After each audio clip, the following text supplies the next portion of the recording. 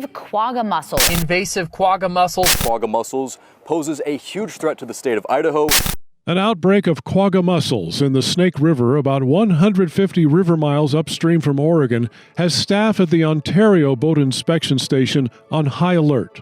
I'll start by looking at the prop. Most boats will actually have an open prop, so I'll make sure to get a flashlight out and actually check inside it. Any areas that are kind of obscured from view, I'll just try and look in there, but it looks great. The larval form of quagga mussels are the size of a grain of sand and easily missed by a casual observer. Anytime we have a boat that's coming from a contaminated waterway, we always do a really thorough investigation into those boats just to make sure that they're completely safe when they leave our check station. So in my mind, we're kind of one of the last defenses before those people get home and then enter maybe Oregon waterways next. The Oregon Department of Fish and Wildlife operates 5 boat inspection stations near state lines. Thus far this year, they've detected invasive plants and animals on 287 boats.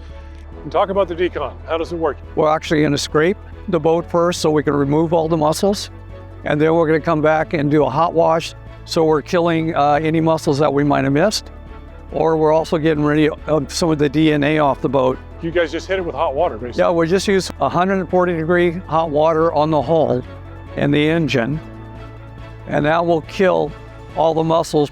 All vehicles towing or carrying watercraft into Oregon must stop at any boat inspection station that is open. The stations are open if large orange "Boat Inspection Ahead" signs are posted. All watercraft, regardless of size, canoes, kayaks, paddleboards, inflatable rafts, or rigid fiberglass and aluminum boats must stop and be inspected. When somebody pulls up, the first thing we do is greet them. It's really important to have a really pleasant face and attitude when we're greeting the public. And then we roll into, where's your last water body? When was that? And that's just information we're collecting. We keep that information to track later. In case that water body is contaminated, we need to recall those records and see what's going on. So once we're done with the little interview portion, I go behind the boat, inspect it, make sure that we don't see any invasive species. It takes not very long, really. Not at all. If your boat is clean, meaning there are no mussels or invasive species on it, it could take anywhere from 2 to 5 minutes tops. But if invasive species such as quagga mussels are detected, a thorough cleaning can take time. How long can these things survive within a boat hull? The adult mussel, depending on temperature or humidity they went through, they can be from as few as a couple of days to as many as 30 days. Now the veligers, the microscopic, any standing water, such as the lower unit of your engine, a ballast tank area if you're a wakeboard, or your bilge area, they can live several days in there, depending on temperature and humidity. Quagga mussels are destroying environments and infrastructure in the Great Lakes, Lake Powell, and the Colorado River, where they've gotten established. Boat inspection stations such as this one in Ontario are Oregon's last line of defense. They're almost like little Legos, and so they just continue to pile onto each other as they're in their little larvae states, and they stick onto one another on their shells as their calcium carbonate shells form, and then they just start to multiply, and they just get to the point where they clog these pipes. There are really only one of 2 solutions, right?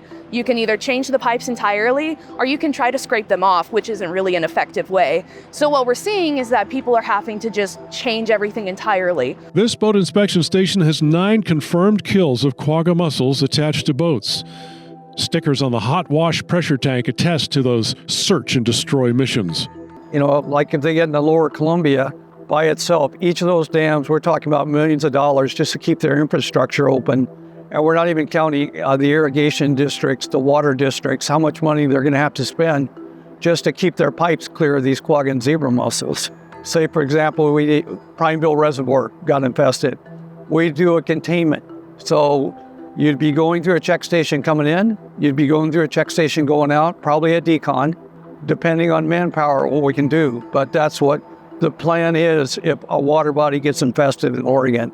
For Oregon to remain free of the worst of these invasive species, boat owners need to step up their game by cleaning, draining, and drying their boats every time they leave a lake, river, or reservoir. From the Ontario Boat Inspection Station, I'm Brooks Snavely for The Great Outdoors. Thanks for watching. If you liked this video, be sure to give it a thumbs up, hit the subscribe button, and ring the notification bell so you don't miss out on more videos from Central Oregon Daily News. And for more news from the high desert, just visit centraloregondaily.com.